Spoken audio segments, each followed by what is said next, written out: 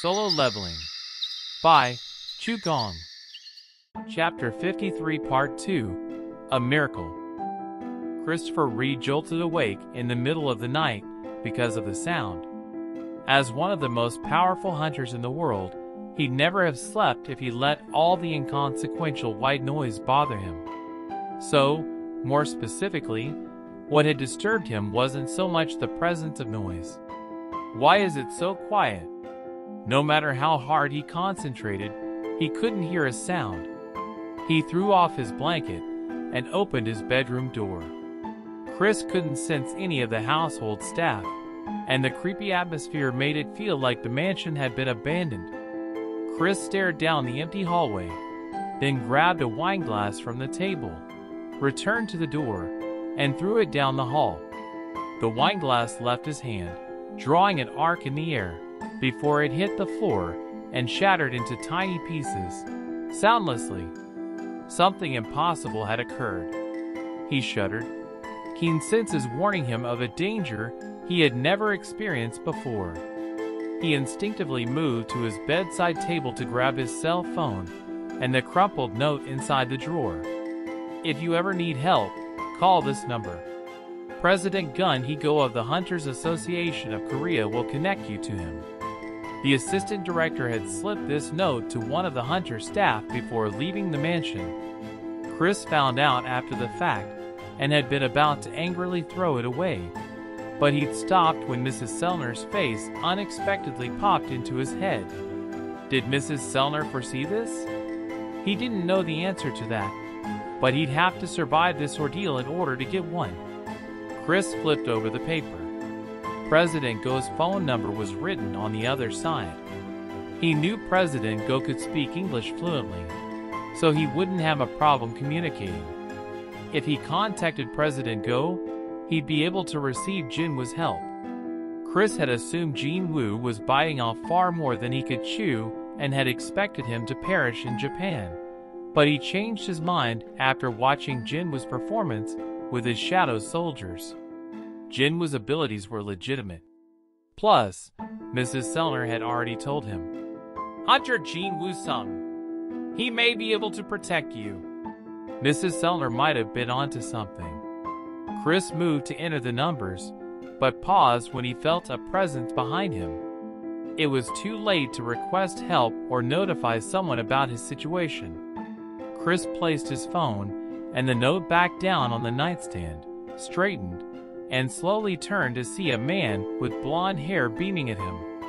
He had one hand in his pocket and seemed very relaxed for someone who had infiltrated the home of a world-class S-rank hunter.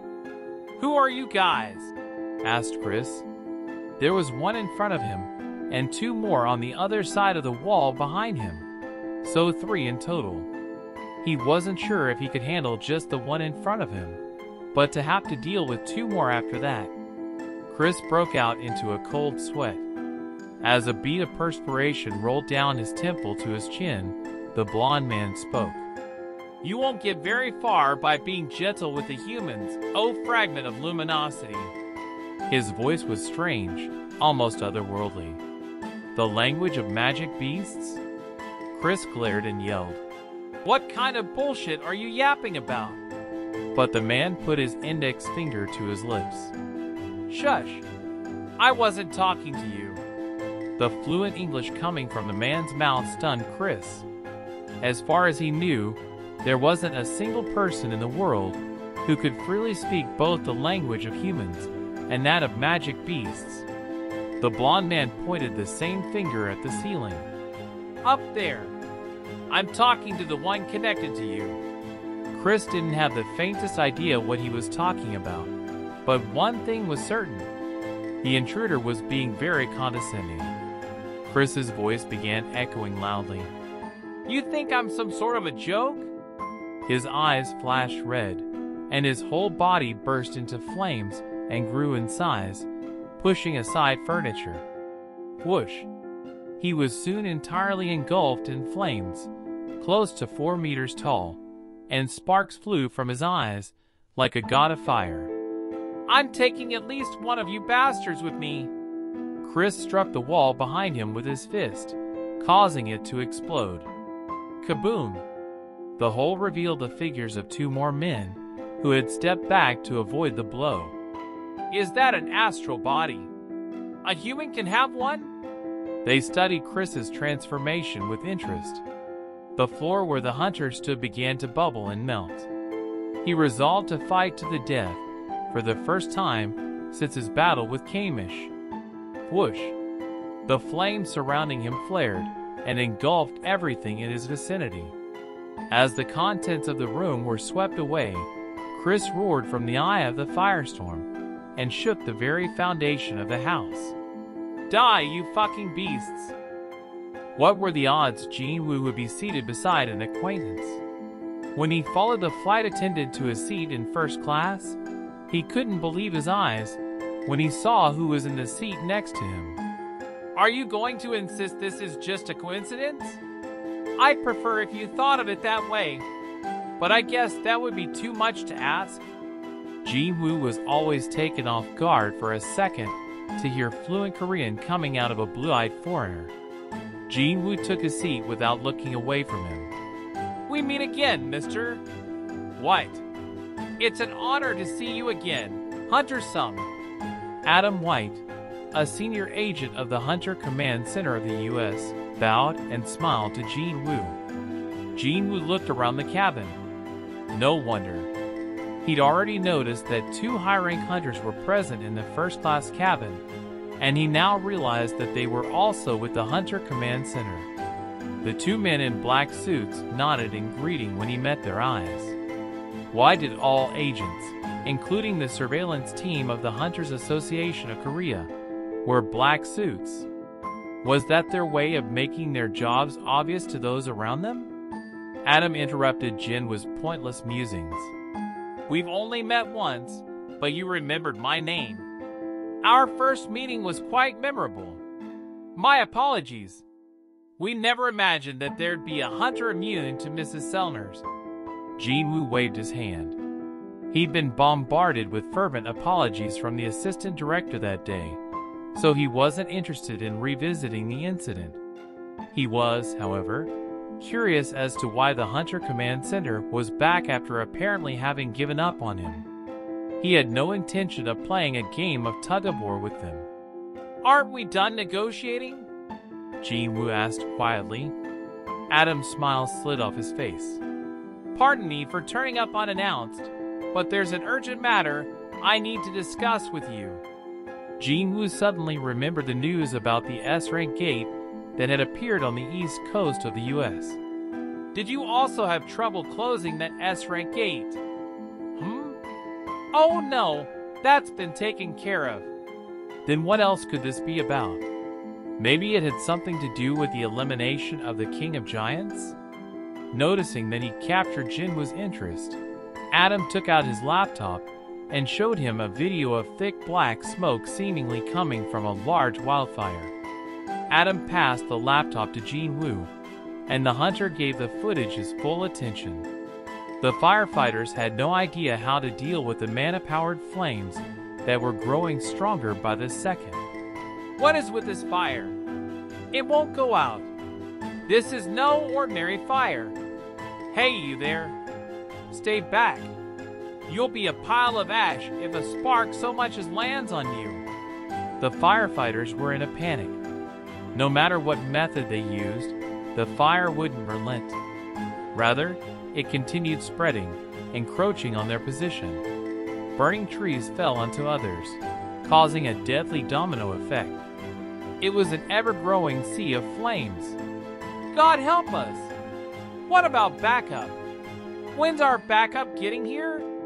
Just then, a helicopter arrived, carrying mage hunters, who poured as much water magic as they could onto the fire. As the water inundated the forest, the fire slowly died down. Jin-Woo watched closely. These people, they're high-rank hunters. Based on the strength of their magic, there was no doubt about it. Yet even they could barely get the inferno under control, which indicated that whoever had caused this disaster was no ordinary hunter. Oh, hunters! We're safe. Thank you.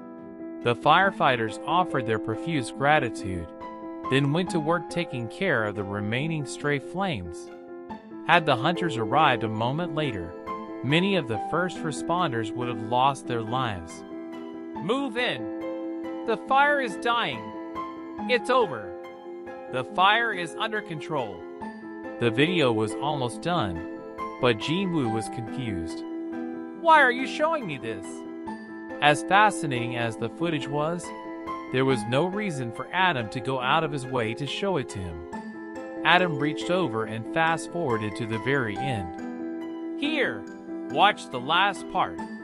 The firefighters walked deeper into the blackened forest through the cloud of smoke to discover the fire's origin. A point of impact evidenced by a wide blast radius revealed there had been a powerful explosion. In the very center, a dead body lay face down. The gaping hole in the torso right, where the corpse's heart should have been, made the status obvious. In order to put out the fire this man caused, we had to mobilize 1,800 firefighters and 14 mage hunters. And not just any hunters, either, but 14 high-ranked mage hunters. Jin-woo had an inkling as to the identity of the body lying on the ground. That can't be. Adam sorrowfully confirmed. I thought you would recognize him. Yes, it's Hunter Christopher Reed. Jin-woo's eyes widened in disbelief. This didn't make any sense. But that meant a national-level hunter had, against all odds, been murdered. We couldn't believe it, either, but Mr. Reed was definitely murdered. The last few seconds of the video showed a firefighter turning the corpse on its back. Jin-woo took in the condition of the American's body. In addition to the hole in his chest, terrible wounds scored his body. And these? Adam produced some photographs from his inner pocket. These are pictures of the creature the Hunter Command Center considers the most likely suspect. Creature? Not man, woman, or person. Jin-woo's gaze shifted to the pictures, then bolted up and curled his finger to drag Adam's body toward him using ruler's authority. Huh? What? Adam was bewildered as Jin-woo grabbed him by the collar. They were close enough to almost touch noses. Jin-woo growled. If this is some kind of prank, you're not going to walk off this plane on your own feet. This wasn't an empty threat. Jin-woo's eyes glinted like those of a feral beast. As his collar tightened around his neck, Adam yelled, "Don't do it! Don't do it!"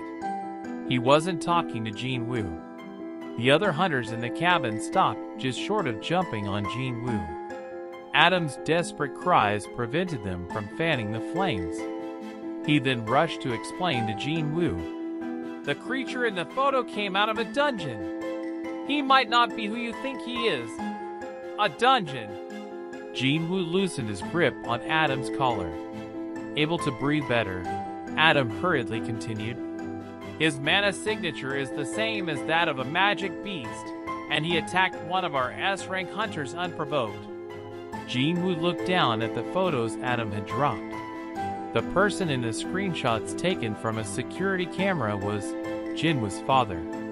My father came out of a dungeon and attacked hunters? Adam provided more information for the perplexed Jin-woo. Do you remember the accidental explosion at the Hunter Command Center? How could Jin-woo forget? That incident had put the whole world on edge. People had theorized it had been the result of an underground experiment, that a high-rank hunter had gone crazy, or that a fight had broken out between two S-rank hunters. Are you saying my father caused that? Adam nodded. He knocked out one of our hunters and then vanished. The Hunter Command Center secretly gave chase, but we never found even a trace of him, as if he had evaporated into thin air. Jin-woo listened in silence. I understand how you must feel, Hunter-sung, but all the evidence points to him. That man was strong enough to overpower an S rank, had already attacked a hunter, and had vanished without a trace. It made sense for the Hunter Command Center to suspect the creature passing himself off as Ilwon Sung. But even if everything Adam had said was completely true, that still left one question. Jinwoo's eyes narrowed. Why did you go to the trouble of showing me these photos? Because of the International Guild Conference. The upper management of the Hunter Command Center is planning to distribute a wanted poster of this man at the International Guild Conference, where all the notable hunters of the world will be present. So they no longer plan to keep the investigation under wraps. The U.S.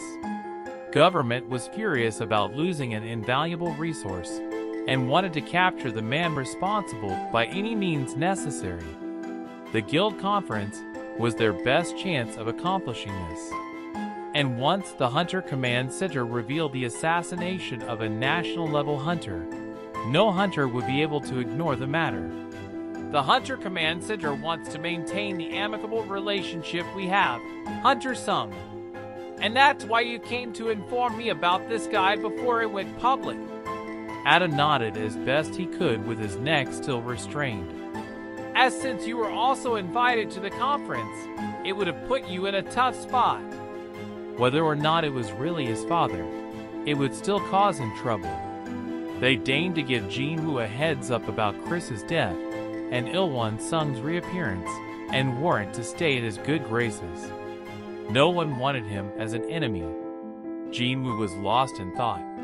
He could tell Adam was being completely truthful by his desperate eyes and voice. He bore no ill will toward Jinwoo. Had he sensed even just a hint of hostility from Adam, Jinwoo wouldn't have hesitated to act. However, here was photographic evidence of the creature with his father's appearance, stepping on the neck of Korean-born U.S. citizen hunter Dong-Soo Hwang. Jinwoo understood why the Hunter Command Center had concluded they weren't dealing with a human being. We hope you understand that we had no choice. Finally, Jinwoo let go of Adam's collar. The American's face was as red as a tomato as he coughed and gasped for air. Jinwoo picked up the photos. There was no denying they were pictures of his father. His heart raced at the sight of him. At that very moment, an announcement was made. We will be landing shortly.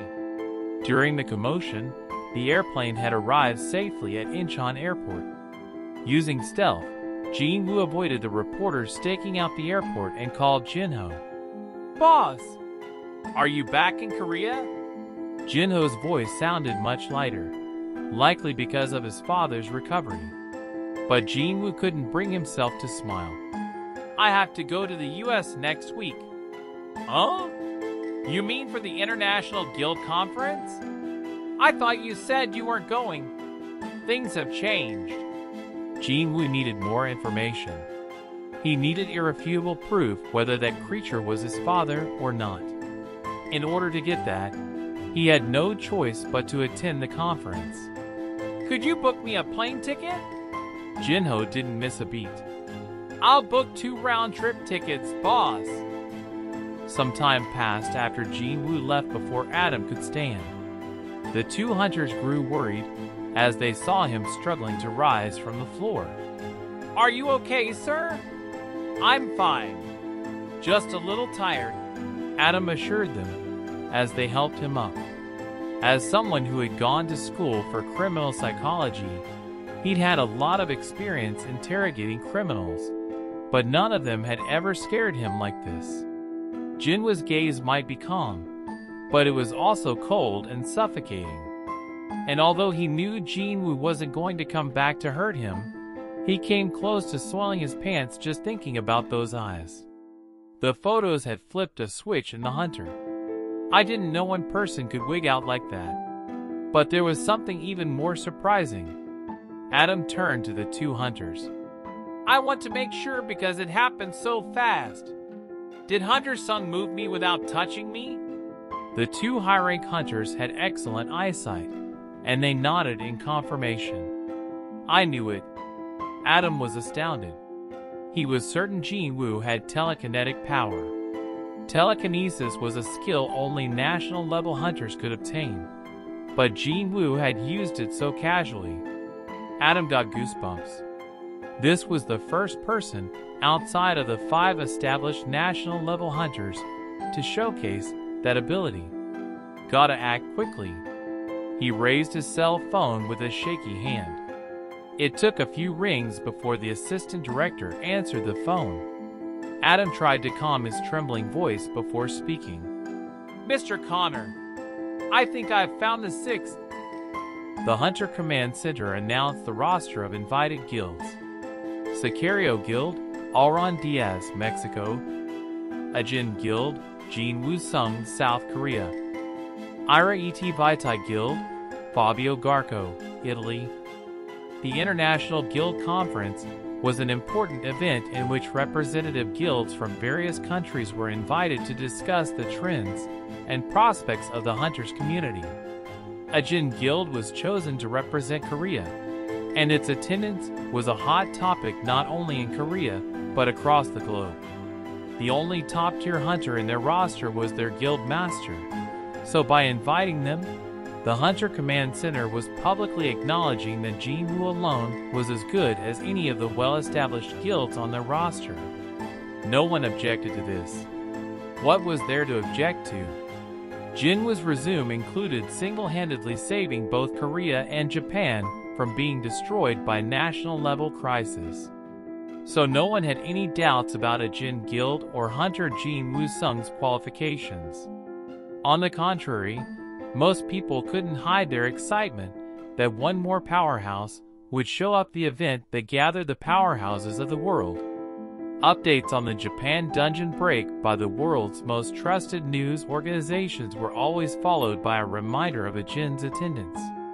Naturally, Korea was no exception. With the public so hyped up about the conference, one network requested an interview with Jong-in Choi, the president of the Hunters Guild. Jong-in was aware they'd only asked him because they couldn't get Jin Woo, but he gladly agreed regardless. The interview took place live at the network studios at 8 in the evening, during primetime hours. Hello, I am Jong-in Choi, the president of the Hunters Guild. The clean-cut smile on his handsome face made female viewers' hearts flutter. The program's website was full of complaints from this very demographic about how they believed the Hunters Guild had been robbed of their rightful invitation. Thank you for joining us, President Choi. The female host politely bowed before asking the question on the teleprompter. Many people are interested in news regarding a Jin Guild these days. How do you feel about that, President Choi? Jong-in easily answered. I think the Hunter Command Center made the right choice. Does that mean you support their decision? I do indeed. But it's no exaggeration to say that a Jin is a one-man guild, right? Yes, but that one man is Hunter Jin Woo-sung. Jong-in chuckled, and the host laughed with him. He continued without missing a beat. If we define guild members as anyone who can be mobilized to do battle, then Hunter Sung has hundreds of guild members. You're talking about Hunter Sung's minions, right? Exactly. A Jin guild can stand their own against not just guilds in Korea, but those around the world. All because of Hunter Sung? Yes, because of him. Jong-in's unwavering support of Jin Woo caused a stir in the audience, but he stood behind what he said. Having seen the man in action, Jong-in firmly believed in the younger hunter. The memory of Jin Woo carving a path through the ant magic beasts made the hair on the back of his neck stand up, and goosebumps spread all over his body. Who would have ever guessed that he used to be an E-rank hunter? Things heated up as Jong-in acknowledged the power gap between a Jin guild and his own. Still, as the previous Korean representative at the International Guild Conference, I can't imagine you're particularly happy about how things have gone. The host looked pleased with her question and awaited Jong-in's reaction. Of course, I'm jealous he gets to go overseas. I just renewed my passport and everything. The audience guffawed at his joke. However, I'm prouder of Hunter Sung than I am jealous of him. Jong-in's smile suddenly faded, and at his serious expression, the laughter from the audience died down, and the host's eyes gleamed. The audience could tell from the look on his face that this was the crux of the matter. Their eyes locked on his mouth. Jong-in had appeared on TV often enough to know how to play to the audience. He took a dramatic pause before continuing. Imagine this. You're up against a deadly magic beast you cannot hope to defeat. Just then, a hunter appears, one you would trust with your life to keep you safe. His sincere words had a weight to them that rendered the host and viewers speechless. Jong-in declared to a studio that was now dead silent. My guild members and I, along with many other members of different guilds, only live to see this day because of Hunter Sung. He scanned the audience. He hadn't meant to turn this into such a solemn occasion, so he smiled to lighten the mood. I am truly proud that Hunter Jin Woo-sung has been chosen to represent Korea. He received thunderous applause. As Jong-in exited the studio after wrapping up the interview, he received a call. VRRR. The caller ID said Director Myung-ki Jo, a fellow guildmate who Jong-in often turned to for advice. Jong-in Choi speaking. President Choi, we got the permit for the gate that spawned in Suseodong this morning. It's an A-rank gate, but the level isn't that high according to the readings. Excellent. He smiled at the good news, but then a thought occurred to him. Hey, did a Jin guild try to book this gate? No, sir. Like you said, they've been too quiet lately. It had been 4 days since Jin-woo returned from Japan. Since then, for high-rank gates had appeared near Seoul. The number of high-rank gates had increased rapidly, but there was no movement from a Jin guild, aka Jin-woo. The other large guilds in the metropolitan area welcomed the silence from the so-called destroyer of gates and bringer of death to magic beasts. However, Jong-in found the lack of activity strange, and the continued silence made him uneasy. I know better than Yunho Baek of White Tiger or Taijia Lim of the Reapers. If one rejoiced over an apple falling from a tree, how were they any different from a monkey? While one person smacked their lips over a free apple, another pondered the laws of gravity. Jong-in wasn't foolish enough to get caught in a stroke of good fortune. Myung-ki chuckled. Either way, our profits are up 40% due to the lack of competition. Ah, another monkey. Excuse me? Never mind. Jong-in quickly changed the subject. Did the association say anything? They claim he's been at home resting, and he apparently hasn't been to the guild office recently. Don't overthink it, sir. He's probably getting ready for the International Guild Conference. Jong-in shook his head. That can't be it. He knew Jin-woo better than that. He cleared 3 to 4 low-rank gates per day before his reevaluation, raided gates on other people's turf after becoming an S-rank, and then took care of an S-rank dungeon break in Japan all by himself. That's the kind of hunter Jin Woo-sung is. The more Myung-ki thought about it, the more he realized Jong-in might be right. The director was also curious as to why a Jin guild had been so quiet lately. Where there were magic beasts, there was usually Jin Woo-sung. Jin-woo couldn't have been that tired after the giant fight, either, so Jong-in's suspicions weren't unfounded. You're right. Wait, wasn't a Jin guild supposed to interview some prospective employees today? But he still didn't show up at the guild? No, Hunter Sung wasn't at the interview. Vice President Yu was conducting them by himself. Jong-in paused, then calmly asked, And how did you know that, Director Joe? I'm dying, boss. Jinho groaned into the phone. It put a smile on Jinwoo's face. Jinho was exhausted from interviewing the applicants. He'd managed to narrow it down to a few hundred. Despite his young age, he was doing well as vice president. The apple didn't fall far from the tree. Although he could be a little clumsy, he had the genes of Chairman Yu, a natural-born businessman. Thanks to Jinho handling all the guild-related work, Jinwoo was able to do whatever he wanted. Thanks for all your hard work. Don't mention it, boss. So how is it going there? Here? Jinwoo looked over his shoulder. The soldiers on standby flashed him a signal that they were ready for him. He grinned. Same old. I think I'll be late today, so don't wait around for me. Got it, boss. Jinwoo hung up and handed his cell phone and belongings to an employee from the Hunters Association of Japan. With his hands free, Jinwoo slowly stretched his neck and shoulders. He luxuriated in the buoyant feeling he always got when he warmed up before a raid. Meanwhile, the employee from the association struck up a conversation with him.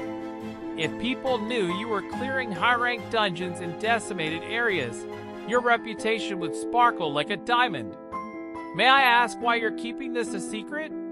Jinwoo smiled and answered simply, Because I like to keep things quiet. Modesty was one of the best virtues, and Jinwoo's humility brought tears to the employee's eyes. Please feel free to call on me anytime if you need anything. I will do my best. No, I will do whatever it takes. Jinwoo suspected something may have gotten lost in translation, but Jinwoo didn't mind as long as everything worked out okay. He smiled awkwardly and patted the employee on the shoulder before heading toward the gate. The soldiers saluted as they cleared a path for him. It was an A-rank gate. Jinwoo was currently jumping back and forth between Korea and Japan, dealing with all the high-rank gates that Japan couldn't deal with currently. This was made possible by the Japanese satellite, which could detect magic power and shadow exchange. He looked up. It was huge, as befitting of an A-rank gate. Gates were less expensive to book here, and the Japanese government had promised him tax-free profits as a bonus. Better than any financial gains, though, was that Jinwoo got most of the gates in Japan to himself due to the state of Japan's guilds. Demon Monarch's daggers. VMM. Oh! One of the soldiers gasped after seeing the daggers appear in Jinwoo's hands. He ducked his head in embarrassment. Jinwoo swallowed a chuckle and walked toward the gate. Just 3 days left until the conference. He'd pledged to himself that he wouldn't waste even a day, so he threw himself inside and heard the familiar voice and chime. Ping! You have entered a dungeon. You don't have a problem with this, sir? Jinchul asked cautiously. President Go didn't seem fazed at the report. Problem with what? Hunter Sung's continued visits to Japan. The Hunters Association of Korea was able to monitor their hunters using the tracking function of their hunter-exclusive phones. Under orders from President Go, Jinchul had fed false information to anybody asking about Jinwoo's whereabouts. What if Hunter Sung decides to stay in Japan? If that happened, Korea would lose their best hunter. That was Jinchul's main concern. However, President Go, who valued Jinwoo more highly than anyone else, remained strangely silent when it came to the young man's recent activities, which frustrated Jinchul to no end. President Go chuckled at how anxious Jinchul was. Don't worry about it. So he said something to you then? He came to see me before he went to Japan to defeat the giants. That much was obvious, as President Go had been the one to announce Jinwoo's intentions. I tried to stop him, said that there was too much risk compared to the gains. He wasn't promised big money like Yuri, right? Jinchul nodded. Jinwoo's single request had been the right to decide what to do with the remains of the magic beasts. It was too small a fee for saving a whole country. I figured there was no time to negotiate with a country whose cities were falling by the day. It couldn't be helped. But it should have been a red flag for the president of the association whose job was to protect the hunters of his country. It was rather strange that President Go had let Jinwoo go. But then he told me something. President Go recalled that moment and grinned. The suspense was killing Jinchul. What did he say?